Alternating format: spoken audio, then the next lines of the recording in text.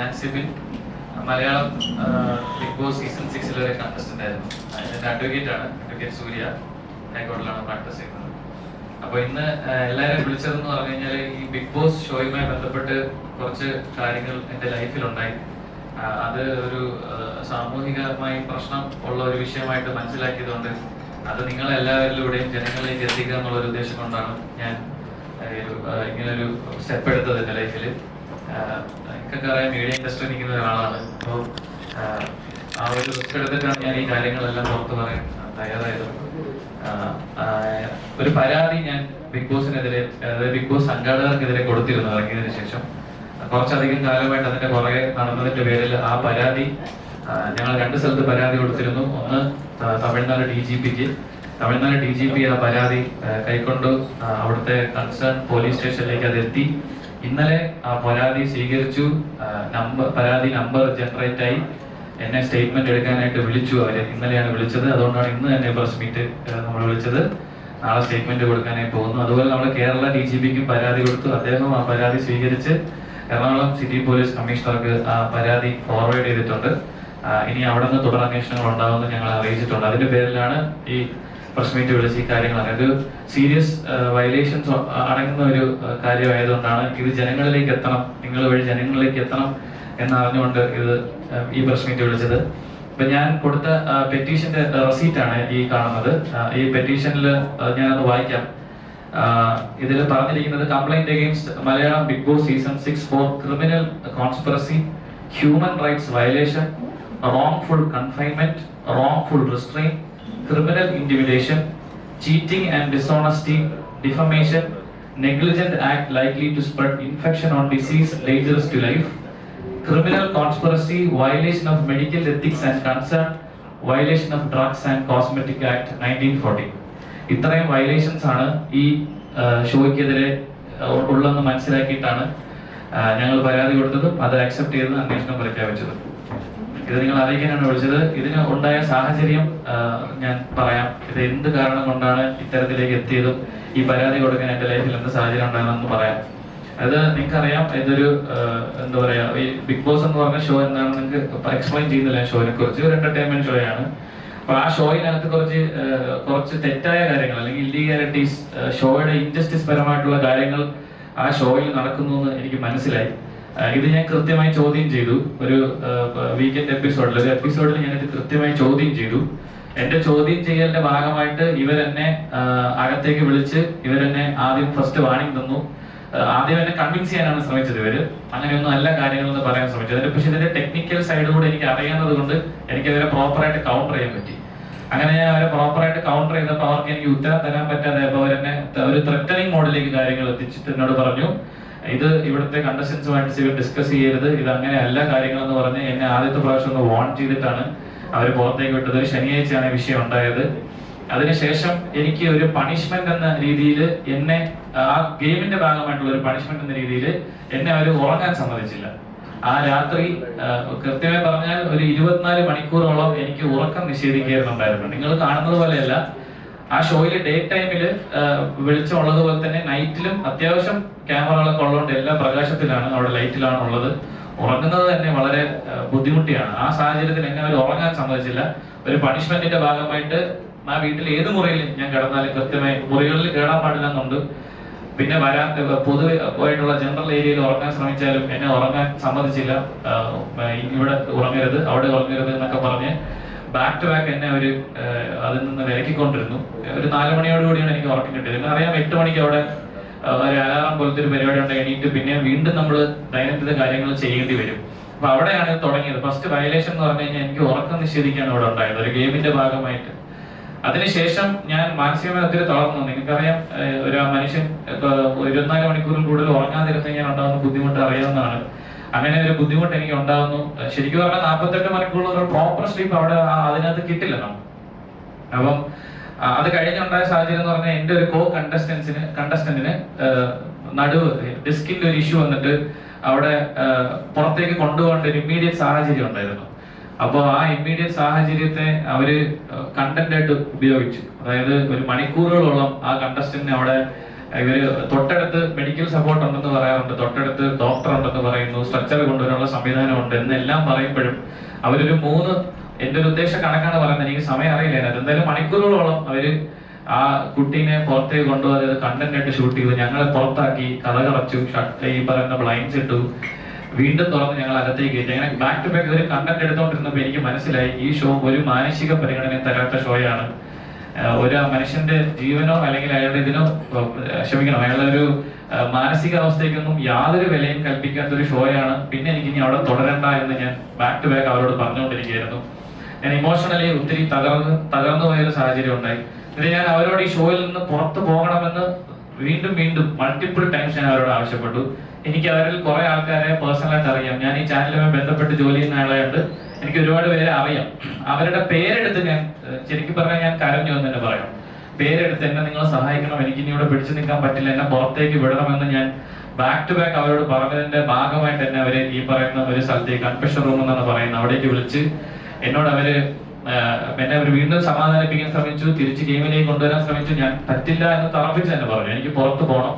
എനിക്ക് ക്രിയേറ്റീവ് ടീമിനെ, ഇവിടുത്തെ സംഘാടകരായ ക്രിയേറ്റീവ് ടീമിന് തീരെ വിശ്വാസമില്ല. നിങ്ങളുടെ ചേഷ്ടകൾ തെറ്റാണ്, നിങ്ങൾ ഇവിടെ ഒരു മനുഷ്യ ജീവന് യാതൊരു വിലയും കൊടുക്കാത്തവരാണ്, മാനുഷിക പരിഗണന കൊടുക്കാത്തവരാണ്, ഹ്യൂമാനിറ്റി നോക്കാത്ത ആൾക്കാരാണ്, അതുകൊണ്ട് കണ്ടന്റിന് വേണ്ടി എന്തും ചെയ്യുന്ന ആൾക്കാരാണ്, അതുകൊണ്ട് എനിക്ക് ഇവിടെ തുടരാൻ സാധിക്കില്ല എന്ന് ഞാൻ അവരടുത്ത് പറഞ്ഞതിന്റെ പേരിൽ ഇവരെന്നെ തിരിച്ച് വീണ്ടും ഗെയിമിലേക്ക് പുഷ് ചെയ്ത് കളയുകയായിരുന്നുണ്ടായിരുന്നത്. വീണ്ടും മാറ്റി. അങ്ങനെ ഞാൻ അവിടെ നിസ്സഹകരണം പ്രഖ്യാപിച്ചു. ഞാൻ രാവിലെ തൊട്ട് ഭക്ഷണം കഴിക്കാതിരുന്നു, നിസ്സഹകരണം പ്രഖ്യാപിച്ചു. മത്സരത്തിൽ സഹകരിക്കില്ല എന്ന് പറഞ്ഞതിന്റെ പേരിൽ എനിക്കൊരു സൈക്കോളജിസ്റ്റിന്റെ സഹായം അവർ തന്നു. അദ്ദേഹത്തോട് ഞാൻ പറഞ്ഞത്, സൈക്കോളജിസ്റ്റ് അവിടെ ഇല്ല, ഞാൻ നിങ്ങളോട് പറയുകയാണ്, അവിടെ ഒരു സൈക്കോളജിസ്റ്റ് ഫിസിക്കലി പ്രസന്റ് അല്ല. ആ സൈക്കോളജിസ്റ്റ് വീഡിയോ കോളിലൂടെയാണ് വരുന്നത്. അദ്ദേഹം മുംബൈ ബേസ് ചെയ്തിട്ടുള്ള ഒരു സൈക്കോളജിസ്റ്റ് ആണെന്നാണ് മനസ്സിലാക്കാൻ സാധിച്ചത്. അദ്ദേഹത്തിന്റെ പേര് ഡോക്ടർ സാവന്ത് എന്നാണ്. അയാള് ബിഗ് ബോസിന്റെ എല്ലാ ബിഗ് ബോസ് ഷോസും കൺട്രോൾ ചെയ്യുന്ന, എല്ലാ ബിഗ് ബോസ് ഷോയിലെയും മത്സരാർത്ഥികളെ അദ്ദേഹമാണ് പരിശോധിക്കുന്നതെന്നാണ് മനസ്സിലാക്കാൻ സാധിച്ചത്. അവര് പറഞ്ഞൊരു അറിവതാണ്. അപ്പൊ സാവന്ത് എന്ന് പറഞ്ഞ ഡോക്ടർ വീഡിയോ കോളിലൂടെ, വ്യക്തമല്ലാത്തൊരു വീഡിയോ കോളിലൂടെ എന്നെ കാണുകയും അദ്ദേഹത്തോട് ഞാൻ ഇതേ കൺസേൺ തന്നെ പറയുകയാണ്, ഇങ്ങനെ ഒരു ഹ്യൂമാനിറ്റി വാല്യൂ ഇല്ലാത്തൊരു ഷോയാണ് ഇവിടെ പ്രോപ്പർ എനിക്ക്. അപ്പൊ അദ്ദേഹം തന്നെ എന്നോട് ചോദിക്കുന്നു, എന്റെ സിബിന് ഉറങ്ങാത്ത പ്രശ്നമുണ്ടോ? ഞാൻ പറഞ്ഞു ഉറങ്ങിയിട്ടില്ല. അപ്പൊ അയാൾ എന്നോട് പറയാണ്, സിബിന് ഞാനൊരു മരുന്ന് തരാം ഉറങ്ങാനായിട്ട്, അത് കഴിക്കുമെന്ന് എന്നോട് ചോദിച്ചു. അപ്പൊ ഞാൻ പറഞ്ഞു, ഞാൻ സൈക്കാട്രിക് ഡ്രഗ് ജീവിതത്തിൽ ഇന്നേ വരെ എടുത്തിട്ടില്ല, ഞാൻ എടുക്കില്ല എന്ന് വാശി പറഞ്ഞു. എന്നാലും അദ്ദേഹം പറഞ്ഞു, സിബിന് വിശ്രമം ആവശ്യമാണ്, സിബിനൊന്ന് പുറത്തേക്ക് പോയി കുറച്ചു നേരം ഉറങ്ങി വിശ്രമിച്ചിട്ട് തിരിച്ചു വരാൻ പറഞ്ഞു. അതിന്റെ ഭാഗമായി എന്നെ അവര് പുറത്തേക്ക് കൊണ്ടുപോയെങ്കിലും എന്നെ അവര് വിശ്രമിക്കാൻ സമ്മതിച്ചില്ല. അതായത് ഞാൻ അവിടെ യൂഷ്വലി മറ്റു മത്സരാർത്ഥികൾക്കും അങ്ങനെ വിശ്രമിക്കാനുള്ള ഒരു അവസരം അവരോട് കൊടുക്കുന്നുണ്ടായിരുന്നു, എന്നാൽ എനിക്ക് അത് തന്നില്ല. പുറത്തു പോയ സമയത്ത് എന്നെ ഏഷ്യാനെറ്റിന്റെ അല്ലെങ്കിൽ ഈ ഷോയുടെ 3 അധികൃതർ, ടോപ്പ് ലെവലിൽ നിൽക്കുന്ന 3 പേര് വന്ന് എന്നെ അവർ കണ്ടു. എന്നെ അവർ പുറത്തു പോകാൻ അനുവദിച്ചില്ല, പുറത്തു പോകാൻ സാധിക്കില്ല, ഇത് അങ്ങനത്തെ ഒരു ഷോ അല്ല, അങ്ങനെ പുറത്തു പോകാൻ പറ്റില്ല എന്ന് ബാക്ക് ടു ബാക്ക് എന്നെ പുഷ് ചെയ്ത് എനിക്ക് വീണ്ടും തിരിച്ചു കയറുന്നതിന് മുമ്പ് ഒരു ഗുളിക കഴിക്കൂ, അപ്പൊ മാനസികമായി കുറച്ച് ആശ്വാസം കിട്ടും എന്നോട് നിർബന്ധിച്ച് പറഞ്ഞു. അപ്പോഴും ഞാൻ സമ്മതിച്ചു, മരുന്ന് കഴിക്കാമെന്ന് സമ്മതിച്ചു. പക്ഷെ അന്നത്തെ ദിവസം എനിക്ക് അവർ മരുന്ന് തന്നില്ല. അതെന്തുകൊണ്ടാണെന്ന് അറിയാൻ തിരിച്ച് വീടിനുള്ളിലേക്ക് കയറി. ആ രാത്രിയും എനിക്ക് ഉറങ്ങാൻ സാധിച്ചില്ല, മാനസികമായ ബുദ്ധിമുട്ടുകൾ കൊണ്ടും ഫിസിക്കലായിട്ടുള്ള ഭക്ഷണം കഴിക്കാതിരുന്നതിന്റെ പേരിൽ എനിക്ക് പ്രോപ്പറായിട്ട് ഉറങ്ങാൻ സാധിച്ചിട്ടില്ല. അടുത്ത ദിവസം രാവിലെ ഞാൻ ഉറക്കം എണീറ്റിട്ട് ഇവരോട് ഇത് തന്നെ ആവശ്യപ്പെടുകയാണ്, എനിക്ക് പുറത്തു പോകണം, എന്റെ ഉറക്കം ശരിയല്ല, ഞാൻ ഹാലൂസിനേറ്റ് ചെയ്യാൻ തുടങ്ങി എന്ന് പറഞ്ഞു. അതായത് ഒരു മനുഷ്യന് 48 മണിക്കൂറിൽ കൂടുതൽ ഉറങ്ങാതിരുന്നാൽ സംഭവിക്കുന്ന കാര്യം തന്നെ, ഞാൻ ഹാലൂസിനേറ്റ് ചെയ്യാൻ തുടങ്ങി, എനിക്ക് പ്രോപ്പറായിട്ട് ചിന്തിക്കാൻ കഴിയുന്നില്ല, എനിക്ക് വിശ്രമം ആവശ്യമാണെന്ന് ഞാൻ അവരോട് പറഞ്ഞതിന്റെ പേരിൽ എന്നെ അവർ പുറത്തേക്ക് കൊണ്ടുപോയി ഒരു ഹോട്ടൽ മുറിയിൽ, ഒരു കാറിലേക്ക് എന്റെ കണ്ണ് കെട്ടി കയറ്റുകയും തിരിച്ച് ഈ സ്റ്റുഡിയോയിൽ നിന്ന് ഒരു 10-15 മിനിറ്റ് ദൂരെയുള്ള ഒരു ഹോട്ടലിന്റെ പേര് ഹോട്ടൽ സൈൻ ഇൻ എന്നാണ്. ആ ഹോട്ടലിൽ ഒരു മുറിയിൽ കൊണ്ട് എന്നെ പൂട്ടിയിടുകയാണ് ചെയ്തത്. അത് യൂഷ്വലി ഇവരുടെ ഒരു പ്രൊസീജിയറാണ്, പ്രോട്ടോകോളാണ്. പുറത്ത് കൊണ്ടുപോയി ഈ വിശ്രമിപ്പിക്കുക എന്നുള്ളത്. അപ്പം നമ്മളെ വെളിയിലേക്ക് ഇറക്കില്ല, അത് അവരുടെ പ്രോട്ടോകോളിന്റെ ഭാഗമായെന്നാണ് മനസ്സിലാക്കുന്നത്. അപ്പൊ അവിടെ എന്നെ പൂട്ടിയിട്ടതിന് ശേഷം ഞാൻ വിശ്രമിച്ച് ഉറങ്ങി എണീറ്റ് ഒരു 11:45 രാത്രി ഇതേ ഡോക്ടർ വാട്സാപ്പ് വീഡിയോ കോളിൽ വന്നു. എന്റെ കൂടെ ഉണ്ടായിരുന്ന ഒരു ഷാഡോ എന്ന് അവർ വിളിക്കുന്ന എന്റെ മോൾ ഷൈൻ്റെ ഒരു സ്റ്റാഫിന്റെ ഫോണില് വീഡിയോ കോള് വരുന്നുണ്ടായിരുന്നു. ആ വീഡിയോ കോള് നിങ്ങൾക്കറിയാം, ചെന്നൈ ഔട്ടറിലാണ് ഈ EVP സ്റ്റുഡിയോ ഇരിക്കുന്നത്. അപ്പൊ അവിടെ നെറ്റ്വർക്ക് വളരെ കുറവാണ്. ആ നെറ്റ്വർക്ക് ഇല്ലാത്ത ആ ഏരിയയിൽ ശ്രീ പെരുമ്പത്തൂർ എന്ന് പറഞ്ഞ ആ ഏരിയ ആണ്. ശ്രീ പെരുമ്പത്തൂർ ഏരിയയിൽ നിങ്ങൾക്കറിയാം ഔട്ടർ ആണ്, അവിടെ നെറ്റ്വർക്ക് വളരെ കുറവാണ്. നെറ്റ്വർക്ക് കുറവായ ഏരിയയിൽ ഒരു വാട്സാപ്പ് 3 പ്രാവശ്യം അയാളുമായിട്ടുള്ള വാട്സാപ്പ് കോൾ ഡ്രോപ്പായി. ആ വീഡിയോ കോളിൽ വന്നിട്ട് പുള്ളി എന്നോട് കാര്യങ്ങൾ ചോദിച്ചു. ഞാൻ പുള്ളിക്ക് ഇംഗ്ലീഷാണ് സംസാരിക്കാൻ പറ്റുന്നത്, അതിൽ നിങ്ങൾ കാര്യങ്ങൾ സംസാരിച്ചു. ഞാൻ പറഞ്ഞു ഞാൻ ഓക്കെ ആണ്, പുറത്തു പോകാൻ നിവൃത്തിയില്ല എന്ന് അവരെന്നോട് എടുത്തെടുത്ത് പറഞ്ഞു. അതായത് നിങ്ങളെ പുറത്ത് വിടില്ല, ഈ ഷോയിൽ നിങ്ങൾക്ക് എപ്പോ വേണോ വരാം, പുറത്ത് പോകേണ്ടത് ഞങ്ങൾ തീരുമാനിക്കും. അത് ആ ഷോയുടെ ഹോസ്റ്റ് തന്നെ ആ ഷോയിൽ തന്നെ പറഞ്ഞിട്ടുണ്ട്. നിങ്ങൾ തന്നെ കേട്ടിട്ടുണ്ടായിരിക്കും. അത് ഷോയിൽ തന്നെ എന്നോട് തന്നെ പറഞ്ഞിട്ടുണ്ട്, നിങ്ങൾക്ക് തോന്നുമ്പോൾ പുറത്തു പോകാൻ പറ്റുന്ന ഒരു ഷോ ഒന്നും അല്ല ഇത്, ഞങ്ങൾ തീരുമാനിക്കും എപ്പോൾ പോകണമെന്ന്. അങ്ങനെയാണെങ്കിൽ വരാൻ പാടില്ലായിരുന്നു. അത്തരത്തിലുള്ള കാര്യങ്ങളാണ് എന്നോട് പറഞ്ഞത്. അപ്പൊ എനിക്ക് അറിയാൻ പുറത്തു പോകാൻ പറ്റില്ല, നിവർത്തിയില്ല, ഇനി അകത്ത് തുടർന്നേ പറ്റുമെന്ന് പറഞ്ഞ് ഞാൻ അകത്ത് തുടരാൻ സമ്മതിക്കുന്നു. അന്ന് രാത്രി അദ്ദേഹം പറയുന്നു, സിബിൻ നന്നായി ഉറങ്ങണമെങ്കിൽ ഗുളിക കഴിക്കാൻ പറഞ്ഞിട്ട് ഉറക്ക ഗുളിക എന്ന് പറഞ്ഞ് എനിക്കൊരു ഗുളിക തന്നു, സ്ലീപ്പിംഗ് പിൽസ്. ആ ഗുളിക ഞാൻ അന്ന് കഴിച്ചതിന്റെ പേരിൽ ഞാൻ നന്നായി ഉറങ്ങി. അടുത്ത ദിവസം രാവിലെയും 2 ഗുളികകൾ എനിക്ക് തന്നവര്, 2 ഗുളികകൾ. ഈ 2 ഗുളികയും ഞാൻ കഴിച്ചു. അത് കഴിച്ചതോടുകൂടി എനിക്ക് സംഭവിച്ചത് പ്രോപ്പറായിട്ട് ആലോചിക്കാൻ പറ്റാത്ത ഒരു സാഹചര്യത്തിലേക്ക് പോയി. എനിക്ക് എന്താ പറയാ, മൊത്തത്തിൽ ക്ഷീണിതനായി. ഞാൻ വളരെ ക്ഷീണിതനായി. ഞാൻ ആ കട്ടിൽ ഇരിക്കുകയും സ്വാഭാവികം ഞാൻ ഉറങ്ങി പോവുകയും ചെയ്തു. ഞാൻ എണീക്കുന്നത് വൈകുന്നേര സമയമാണ്. സമയം അറിയില്ല, കാരണം അവിടെ ക്ലോക്കോ മറ്റു കാര്യങ്ങളൊന്നും ഇല്ല ആ മുറിക്കകത്ത്. ഈ സമയത്തും എന്റെ വീട്ടുകാര് ഈ ഷോ കണ്ടിട്ട് നിരന്തരമായി ഇവർ വിളിച്ചുകൊണ്ടിരിക്കുകയാണ്. എന്റെ എമർജൻസി കോൺടാക്ട് ആണെങ്കിലും എനിക്ക് എന്ത് സംഭവിച്ചു, എന്തിന് സിബിനെ പുറത്തേക്ക് കൊണ്ടുപോയി, എന്താണ് ആരോഗ്യ കാരണം, ഇവർ കൃത്യമായിട്ടോ അല്ലെങ്കിൽ ഫോൺ അറ്റൻഡ് ചെയ്ത് എന്താണ് എനിക്ക് സംഭവിച്ചതെന്ന് പോലും ഇവരാരും പറയാൻ തയ്യാറായിട്ടില്ല. ഒരു മനുഷ്യര് പോലും, എന്റെ വീട്ടുകാരെയോ എനിക്ക് വേണ്ടപ്പെട്ട ആൾക്കാരെയോ എനിക്ക് എന്താണ് സംഭവിക്കുന്നത് ആ നിമിഷം വരെയും അറിയിച്ചിട്ടില്ല. അതിനുശേഷം ഉണ്ടായതെന്ന് പറഞ്ഞു കഴിഞ്ഞാൽ വൈകുന്നേരം വീണ്ടും ഇതുപോലെ 2 ഗുളിക കൊണ്ടുവന്നു. അപ്പൊ ഞാൻ പറഞ്ഞു ഞാൻ ഈ ഗുളിക കഴിക്കില്ല, പ്രിസ്ക്രിപ്ഷൻ ഇല്ലാതെ ഞാൻ ഈ ഗുളിക കഴിക്കില്ല എന്ന് പറഞ്ഞു. അതിന്റെ പേരിൽ ആ കൂടെ ഉണ്ടായിരുന്ന ആൾ അവരുടെ ഹയർ അതോറിറ്റീസിനെ ബന്ധപ്പെട്ടിട്ട് അതിന്റെ പ്രിസ്ക്രിപ്ഷൻ മൊബൈലിലേക്ക് മേടിച്ചിട്ട് എനിക്ക് കാണിച്ചു. ആ മൊബൈലിൽ ഞാൻ വായിച്ച പ്രിസ്ക്രിപ്ഷനിൽ എന്റെ കണ്ടീഷനായിട്ട് ആ ഡോക്ടർ മെൻഷൻ ചെയ്തിരുന്നത് അക്യൂട്ട് സ്ട്രെസ് എന്നാണ്, അക്യൂട്ട് സ്ട്രെസ്. എന്നിട്ട് ഈ 2 ഗുളികൾ, അതിൽ ഒരു ഗുളികയുടെ പേര് ഞാൻ ഓർക്കുന്നില്ല, രണ്ടാമത്തെ ഗുളിക ഞാൻ ഓർക്കുന്നു, ഒലാൻസപ്പൈൻ എന്നാണ് ഗുളികയുടെ പേര്, ഒലാൻസപ്പൈൻ. ഈ ഒലാൻസപ്പൈൻ മരുന്ന് എന്തിനാണ് ഉപയോഗിക്കുന്നത് ഞാൻ എന്റെ കൂടെയുള്ള ആ പയ്യനോട് ഗൂഗിൾ ചെയ്ത് ഒന്ന് പറയാൻ പറഞ്ഞു. അപ്പൊ അദ്ദേഹം അത് ഗൂഗിൾ ചെയ്യുകയും അത് സ്കീസോഫ്രീനിയ എന്ന് പറയുന്ന മാരകമായ രോഗത്തിന് കൊടുക്കുന്ന ഗുളികയാണെന്ന് ഞാൻ മനസ്സിലാക്കി. ഈ സ്കീസോഫ്രീനിയ അല്ലെങ്കിൽ ബൈപോളർ ഡിസോർഡർ, ഈ 2 അസുഖങ്ങളും നിശ്ചയിക്കണമെങ്കിൽ മിനിമം, ഞാനൊരു മെഡിക്കൽ വിദഗ്ധനുമായി സംസാരിച്ചപ്പോൾ മനസ്സിലാക്കിയത് ഈ അസുഖം ഡിറ്റർമിൻ ചെയ്യണമെങ്കിൽ മിനിമം 6 മാസത്തെ കൺസൾട്ടേഷൻ വേണം, ഏറ്റവും മിനിമം. പിന്നെ ഡെയിലി ലൈഫ് ജീവിക്കാൻ പറ്റില്ല. ഈ അസുഖമുള്ള ഒരു മനുഷ്യന് ഡെയിലി ലൈഫ് ജീവിക്കാൻ പറ്റില്ല. അത്തരത്തിൽ ബുദ്ധിമുട്ടുണ്ടാക്കുന്ന സൈക്യാട്രിയിൽ ഏറ്റവും എക്സ്ട്രീം ആയിട്ടുള്ള ഒരു രോഗമാണ് സ്കീസോഫ്രീനിയ. ആ സ്കീസോഫ്രീനിയ കൊടുക്കുന്ന മരുന്നാണ് ഇതെന്നും ഇത് എനിക്ക് കഴിക്കേണ്ട സാഹചര്യം ഇല്ലെന്ന് ഞാൻ മനസ്സിലാക്കി ഞാൻ കഴിക്കില്ല എന്ന് അവരോട് പറഞ്ഞു. ഇത് കഴിക്കാൻ പറ്റില്ല എനിക്ക് എന്ന് ഞാൻ പറഞ്ഞു. അപ്പോൾ എന്റെ കൂടെയുള്ള ആൾ അവരുടെ ഹയർ അതോറിറ്റീസിനെ അറിയിക്കുന്നു, സിബിൻ ഇത് കഴിക്കില്ല എന്ന് പറയുന്നു. തിരിച്ച് എനിക്ക് കിട്ടിയ മറുപടി ഇതാണ്, ഇത് കഴിച്ചില്ല എങ്കിൽ നിങ്ങൾക്ക് മത്സരത്തിനുള്ളിലേക്ക് തിരിച്ച് പ്രവേശിക്കാൻ പറ്റില്ല. പുറത്തു പോകാൻ പറ്റില്ല എന്ന് അവർ ഓൾറെഡി പറഞ്ഞു കഴിഞ്ഞു. മത്സരത്തിനുള്ളിലേക്ക് തിരിച്ച് പ്രവേശിക്കണമെങ്കിൽ ഈ മരുന്ന് നിർബന്ധമായും കഴിക്കണമെന്ന് പറഞ്ഞു. അങ്ങനെ എനിക്ക് തീരെ നിവൃത്തിയില്ലാതെ ഞാൻ ഇവരെ കബളിപ്പിച്ചു. മരുന്ന് കഴിക്കുന്ന പേരിൽ ഞാൻ മരുന്ന് തുപ്പിക്കളയുകയും സ്ഥലങ്ങളിലേക്ക് മാറ്റി. എന്റെ കൂടെയുള്ള അയാൾ മനസ്സിലാക്കിയിട്ടുണ്ടാവണം ഞാൻ കഴിക്കുന്നില്ല എന്ന്, ചിലപ്പോൾ മനസ്സിലാക്കിയിട്ടുണ്ടായിരിക്കണം, അതിനെ കുറിച്ച് കൃത്യമായി എനിക്ക് ധാരണയില്ല. അങ്ങനെ ബാക്ക് ടു ബാക്ക് ഏതാണ്ട് 3 ദിവസം എന്നെ ഈ മുറിയിൽ പൂട്ടിയിടുകയും പുറം ലോകവുമായി എനിക്ക് യാതൊരു ബന്ധവും, പുറത്ത് ഒരു മനുഷ്യരോടും, അല്ലെങ്കിൽ എനിക്ക് ഒരു ഫുഡ് കൊണ്ടുവരുന്ന ആളാണെങ്കിൽ പോലും എന്നെ കാണിക്കാതെ അവർ അകത്തേക്ക് ഇട്ട് എന്നെ ലോക്ക് ചെയ്യുകയും, അതൊരു സ്യൂട്ട് റൂമാണ്, അകത്തെ മുറിയിൽ തന്നെ പൂട്ടുകയും ഒരു മനുഷ്യരെ എന്നെ കാണിച്ചിട്ടില്ല, എന്നെ ആരെയും കാണാൻ സമ്മതിച്ചിട്ടില്ല. അങ്ങനെ 3 ദിവസത്തോളം ഇവരോട് പൂട്ടിയിരുന്നു. 4ാമത്തെ ദിവസം എന്നെ കാണാനായിട്ട് ഈ ഷോയുടെ 3 വലിയ അധികൃതർ വരികയാണ്. ഇതിനിടയ്ക്ക് ഒരു പ്രാവശ്യം ആ ഡോക്ടർ വീഡിയോ കോളിൽ വന്നു. അദ്ദേഹം വിശ്രാമം വേണമെന്ന് പറഞ്ഞു എന്നോട്, സിബിനൊന്ന് ടെസ്റ്റ് എടുത്തിട്ട് തിരിച്ച് ഷോയിൽ കയറുന്നതായിരിക്കും നല്ലതെന്ന് പറഞ്ഞു. അതിനുശേഷമാണ് 4ാമത്തെ ദിവസം ഈ ഷോയുടെ 3 അധികൃതർ വന്ന് എന്നോട് പറയുകയാണ്, സിബിന് ഈ ഷോയിൽ തുടരാൻ പറ്റില്ല, സിബിന് നമുക്ക് ആരോഗ്യപരമായ പ്രശ്നങ്ങളുണ്ട്, അതുകൊണ്ട് പുറത്തേക്ക് കൊണ്ടുപോകണം എന്ന്, പുറത്തു പോകുന്നതായിരിക്കും നല്ലത്, വിശ്രമിക്കണം എന്നാണ് പറയുന്നത്. എന്നിട്ട് അവിടെ വെച്ച് ഈ 3 പേരും നിർബന്ധിച്ച് എന്നെ കൊണ്ട് ഈ മരുന്ന് കഴിപ്പിച്ചു. നീ എന്തുകൊണ്ട് മരുന്ന് കഴിക്കുന്നില്ല, ഈ മരുന്ന് കഴിക്കണം, നിന്റെ അസുഖം അത്രയ്ക്കും, നീ അത് റിട്രൈവ് ചെയ്ത് വരണം, ഞങ്ങളുടെ ആഗ്രഹമാണ്, അങ്ങനെ ഇതാണ് എന്ന് പറഞ്ഞ് എന്നെ നിർബന്ധിച്ച് ആ 3 പേർ ആ മരുന്ന് കഴിപ്പിക്കുകയും അത് കഴിച്ചതിന്റെ സാഹചര്യത്തിൽ ഞാൻ വീണ്ടും എനിക്ക് മയക്കത്തിലേക്ക് പോകേണ്ട ഒരു സാഹചര്യം ഉണ്ടായി. വൈകുന്നേരമാണ് ആ ദിവസം വൈകുന്നേരം എന്റെ എമർജൻസി കോൺടാക്ട് ആയ എന്റെ ഒരു സുഹൃത്തും എന്നോട് സംസാരിക്കാൻ അതിനെ അനുവദിച്ചു.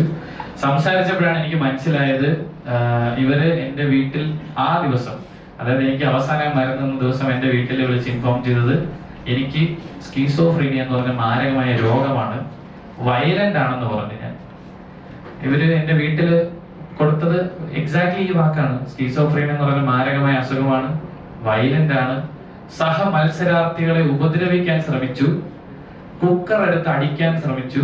അതിന്റെ പേരിൽ സിബിനെ ഞങ്ങൾ ഒരു മുറിയിൽ പൂട്ടിയിട്ടിട്ടുണ്ട്, പുറത്തു വിടാൻ പറ്റില്ല, ഗുളിക കൊടുത്ത് കൺട്രോൾ ചെയ്ത് നിർത്തിയിരിക്കുകയാണ്.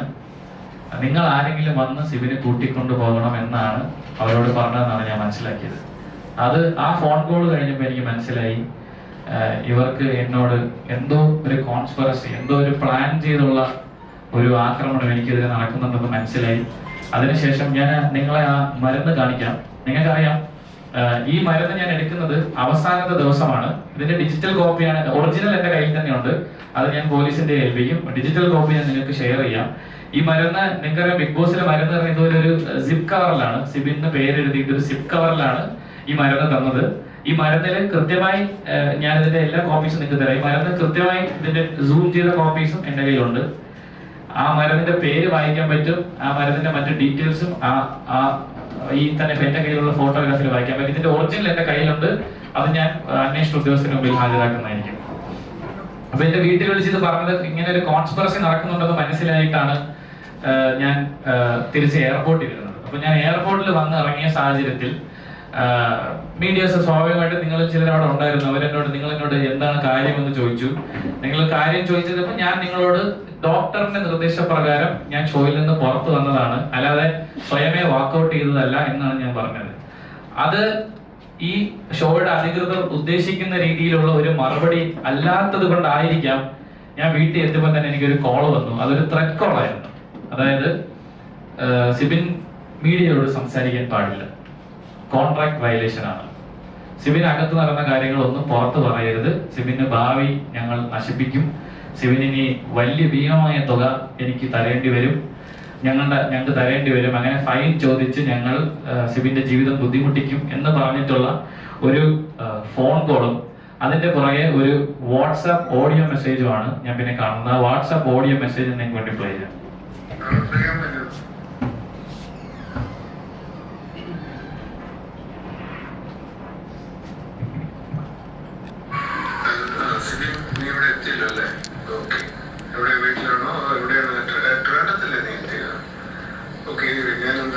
മെസ്സേജ് അയക്കണമെന്ന് പറഞ്ഞാല് ഒരു കാരണവശാലും ഒരു ഇന്റർവ്യൂ ഒരു മീഡിയയുമായിട്ടും കൊടുക്കാൻ പാടില്ല. എയർപോർട്ടിൽ വന്നപ്പോ തന്നെ എന്താ പറഞ്ഞതെന്ന് ഞാൻ കേട്ടു. അത് തന്നെ ഒട്ടും അവിടെ വെച്ച് തന്നെ അത് അവോയ്ഡ് ചെയ്യേണ്ടതായിരുന്നു. നാളെ ഒരു മീഡിയയോട് പോലും സംസാരിക്കാൻ പാടില്ല. വളരെ ക്ലാരിറ്റിയോടെ കോൺട്രാക്റ്റിലുള്ളതാണ്. അങ്ങനെ ചെയ്യേണ്ടത് ബ്രീച്ച് ഓഫ് കോൺട്രാക്റ്റ് ആണ്. അങ്ങനെ ഒരു സംഗതി ചെയ്തു കഴിഞ്ഞാൽ പിന്നെ അത് അതിൻ്റെതായ രീതിയിലായിരിക്കും വലിയ കാര്യങ്ങൾ മുന്നോട്ട് പോകുന്നത്. സോ നിങ്ങളോട് പ്രത്യേകം പറയുന്ന ഒന്നുകൂടെ, വളരെ സെൻസിറ്റീവ് ആണ്. ഒരു കാരണവശാലും ഒരു ഇന്റർവ്യൂ പാടില്ല കേട്ടോ. ഓക്കെ, നാളെ ഫ്രീയാൻ തന്നെ ഒന്ന് വിളിക്കാം. Thank you, good night.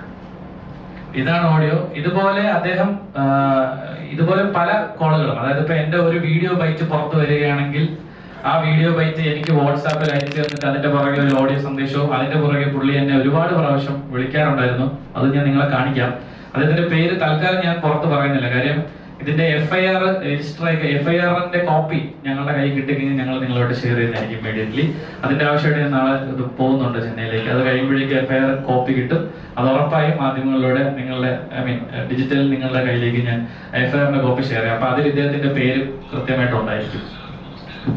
ഇത് ഞാനൊന്ന് കാണിക്കാം പുള്ളി എന്താണ് എനിക്ക് അയക്കുന്ന മെസ്സേജസ്. ഇവര് വാട്സാപ്പിൽ വിളിക്കാറുള്ളൂ കേട്ടോ, ഇവര് നോർമൽ കോൾ വിളിക്കാറില്ല. കാര്യം വാട്സാപ്പിൽ വിളിച്ചു കഴിഞ്ഞാൽ നമുക്ക് വോയിസ് കോൾ റെക്കോർഡ് ചെയ്യാൻ പറ്റില്ല. അതുകൊണ്ട് ഇവര് എന്നെ വിളിക്കുന്നത് നോർമൽ കോൾ വിളിക്കാറില്ല, വാട്സാപ്പിലാണ് വിളിക്കുന്നത്. ഞാനൊന്ന് കാണിക്കാം. ഇത് എന്റെ ഒരു ഇന്റർവ്യൂ ബൈറ്റ് വരികയാണെങ്കിൽ ഇന്റർവ്യൂ ബൈറ്റ് എനിക്ക് ഇങ്ങനെ എടുത്ത് അയക്കും. അതിന്റെ താഴെ ഒരു മെസ്സേജ് ഉണ്ടാവും. അത് കഴിഞ്ഞ് പിന്നെ ബാക്ക് ടു ബാക്ക് ഇദ്ദേഹം ഫോൺ ചെയ്യും. കഴിയുന്നത് കോൾസ് ഒക്കെ ഞാൻ ഇഗ്നോർ ചെയ്യാറുണ്ട്. എന്നാലും പുള്ളി ബാക്ക് ടു ബാക്ക് എന്നെ വീണ്ടും ഇതുപോലെ ഓരോ ഓഡിയോ മെസ്സേജ് അയച്ച് ത്രെറ്റനിങ് ഓഡിയോ മെസ്സേജസ് ആണ്. ഇത് ഞാൻ നിയമപരമായിട്ടുള്ള പ്രശ്നങ്ങളുള്ളതാണ് ഇപ്പോൾ പ്ലേ ചെയ്യാത്തത്.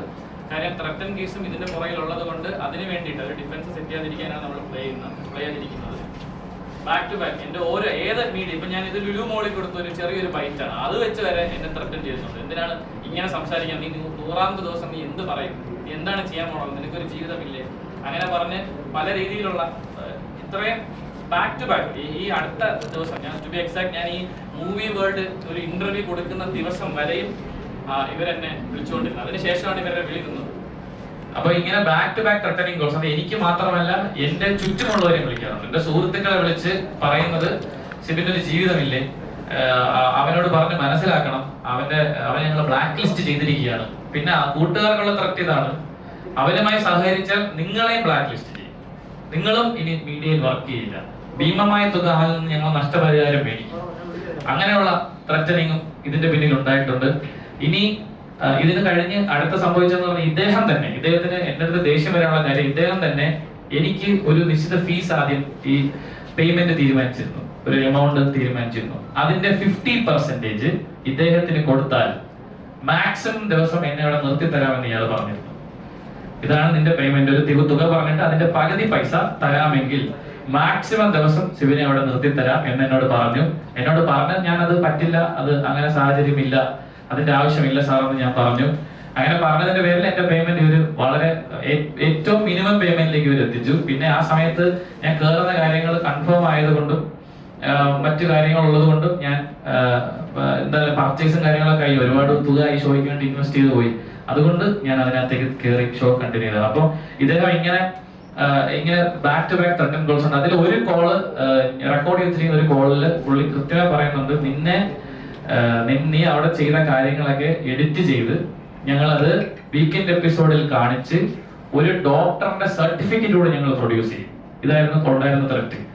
അപ്പൊ ഞാൻ മനസ്സിലാക്കേണ്ട, ഒരു വീഡിയോ കോളിൽ വന്ന് ഒരു ഡോക്ടറിന് മനസ്സിലാക്കി എനിക്ക് സ്കീസോഫ്രീനിയ ആണെന്ന് പറയാൻ മാത്രമുള്ള സിമ്പിൾ ആയിട്ടുള്ള ഒരു അസുഖമാണോ ഇതെന്ന് തന്നെ ഞാൻ ചിന്തിച്ചിട്ടുണ്ട്. ആ രീതിയിൽ വരെ ഇദ്ദേഹം എന്നെ ത്രെറ്റൻ കോൾ ചെയ്തിട്ടുണ്ട്. എന്നെ വീട്ടുകാരെ ഇദ്ദേഹം ഇവരാരും കൃത്യമായി ഇൻഫർമേഷൻ കൊടുത്തിട്ടില്ല. അങ്ങനെ ബാക്ക് ടു ബാക്ക് ത്രെറ്റ് വന്ന് അവസാനം നിവൃത്തിയില്ലാതെയാണ് ഞാൻ ഇതൊരു നിയമപരമായി നേരിടാം എന്ന് പറയുന്ന ഒരു കാര്യത്തിലേക്ക് എത്തിച്ചേർന്ന് നിയമോപദേശം കൃത്യമായി ലഭിച്ചു. അതിന്റെ പേരിലാണ് ഞങ്ങൾ കേസ് കൊടുക്കാനായിട്ട് തമിഴ്നാട്ടിൽ പോയത്. ഞങ്ങൾ തമിഴ്നാട്ടിൽ ചെന്ന് ഇതിന്റെ കൺസേൺ സ്റ്റേഷനായ നസറപ്പട്ട് സ്റ്റേഷൻ, അവിടെ ഞങ്ങൾ പരാതി കൊടുക്കാൻ ചെന്നപ്പോൾ തന്നെ ഞങ്ങൾ പരാതി അവർ സ്വീകരിച്ചില്ല. ആ SHO കൃത്യമായി ഇവരുടെ കൺട്രോളിലാണ് ആ സ്റ്റേഷൻ എന്ന് ഞങ്ങൾക്ക് മനസ്സിലായി. കാരണം ഞങ്ങൾ എത്തി, ഞങ്ങളുടെ ഇൻഫർമേഷൻസ് ഒക്കെ കളക്ട് ചെയ്ത് ഇത് ഏത് ഷോയാണ്, ഇത് ഏത് ചാനലാണെന്ന് ചോദിച്ചതിന് ശേഷം മാത്രമാണ് ഞങ്ങൾ SHO കാണാൻ വന്ന അദ്ദേഹം പറഞ്ഞത് പരാതി സ്വീകരിക്കില്ല, പരാതി എടുക്കില്ല. അപ്പം അദ്ദേഹം ഇതിന്റെ നിയമവശങ്ങൾ പറഞ്ഞ് പരാതി സ്വീകരിച്ച് റെസീപ്റ്റ് ചോദിച്ചപ്പോൾ അദ്ദേഹം പറഞ്ഞു തരാൻ പറ്റില്ല, നിങ്ങൾ വേണമെങ്കിൽ DGPക്ക് പരാതി കൊടുത്തോന്ന് പറഞ്ഞു, ACPക്ക് പരാതി കൊടുത്തോന്ന് പറഞ്ഞു. അങ്ങനെ ഞങ്ങൾക്ക് അവിടെ നീതി കിട്ടില്ലെന്ന് മനസ്സിൽ ഞങ്ങൾ പുറത്തിറങ്ങിയപ്പോൾ ഞങ്ങൾ അവിടെ നിന്നും ഒരു ഇന്നോവ കാർ ഫോളോ ചെയ്യുന്നു. അപ്പൊ ഫോളോ ചെയ്യുന്ന മനസ്സിലാക്കി തൊട്ടടുത്തുള്ള ഒരു കോടതിയിലേക്ക് ഞങ്ങൾ വണ്ടി കയറ്റി.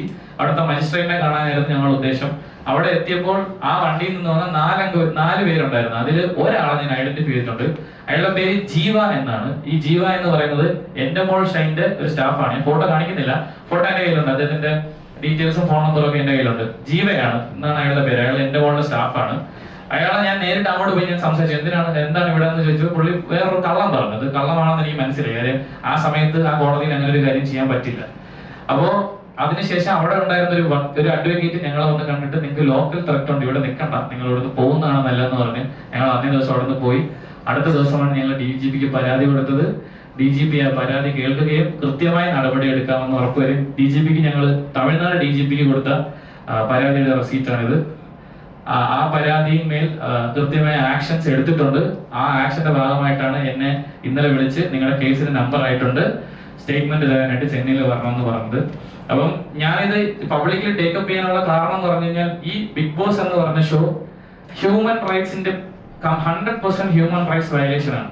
അതായത് ഇവർക്ക് വേണ്ട രീതിയിൽ മത്സരം നടക്കുവാനായിട്ട് ഒരു മനുഷ്യന്റെ ജീവിതത്തിലെ അല്ലെങ്കിൽ ജീവന് തന്നെ ഭീഷണിയാവുന്ന രീതിയിൽ ഇവർ അതിനകത്ത് കാര്യങ്ങൾ ചെയ്യാറുണ്ട്. ഒന്ന്, ഗെയിമിനുള്ളിൽ ഇവർക്ക് എന്ത് മാറ്റങ്ങളോ ഫേവറിറ്റിസോ ഒക്കെ കാണിക്കാമായിരിക്കും.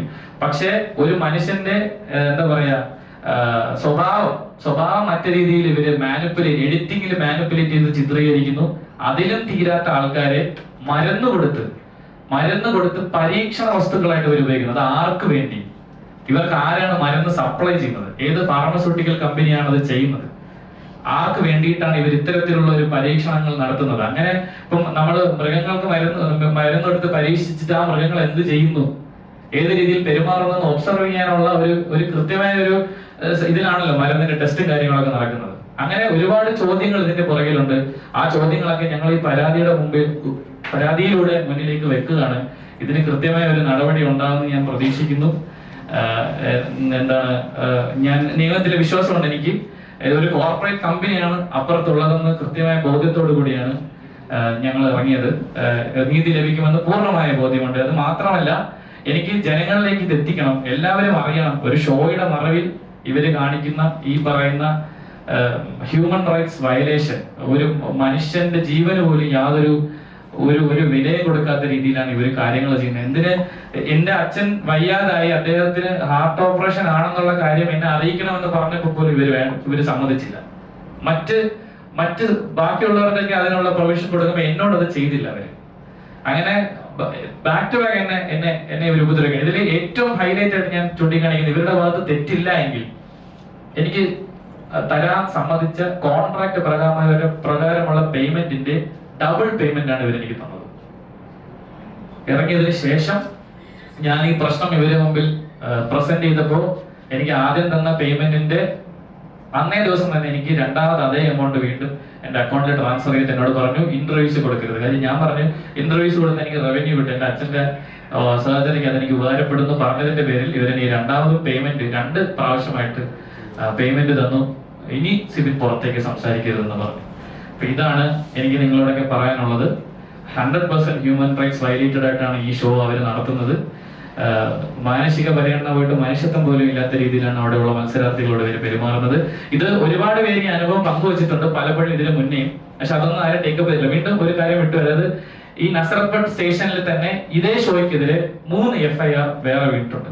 ഇതുപോലെ പല ബിഗ് ബോസിലെ പല സീസണിലായിട്ടുള്ള പല മത്സരാർത്ഥികളും കൊടുത്തിട്ടുള്ള പരാതിന്മേൽ 3 FIR ഓൾറെഡി ഉണ്ട്. അത് അവര് കാശ് കൊടുത്ത് ഒതുക്കി എന്നാണ് ഞങ്ങൾക്ക് മനസ്സിലാക്കാൻ സാധിച്ചത്. അത് ഇതേ ഡ്രഗ് യൂസ് തന്നെയാണ്. ഈ ഡ്രഗ് കൊടുത്തതിന്റെ പേരിൽ ആത്മഹത്യാ ശ്രമം ഹൗസിനുള്ളിൽ നടത്തി. അതിൽ ഒരു കുട്ടിയുടെ വീഡിയോ നിങ്ങൾക്ക് യൂട്യൂബിൽ സെർച്ച് ചെയ്താൽ കിട്ടും. പേര് ഞാൻ പറയുന്നില്ല. തമിഴ് സീസണിലാണ്. ആ കുട്ടി കൈ മുറിച്ച് അതിനകത്ത് വെച്ച് ആത്മഹത്യാ ശ്രമം നടത്തി. അത് മരുന്ന് കൊടുത്തതിന്റെ പേരിലാണെന്നും സൈക്യാട്രിക് ഡ്രഗ് കൊടുത്തതിന്റെ പേരിലാണെന്ന് ആ കുട്ടി മൊഴി കൊടുത്ത് അതിന്റെ പേരിൽ ഒരു FIR ഈ നസറത്ത് സ്റ്റേഷനിൽ തന്നെയുണ്ട്. സോ ഇതൊരു ഹ്യൂജ് ക്രൈം ആണെന്ന് മനസ്സിലാക്കിയിട്ടാണ് ഇത് നാട്ടുകാരെ അറിയിക്കാൻ വേണ്ടിയിട്ടാണ് ഈ ഒരു പ്രസ് മീറ്റ് വിളിച്ചത്.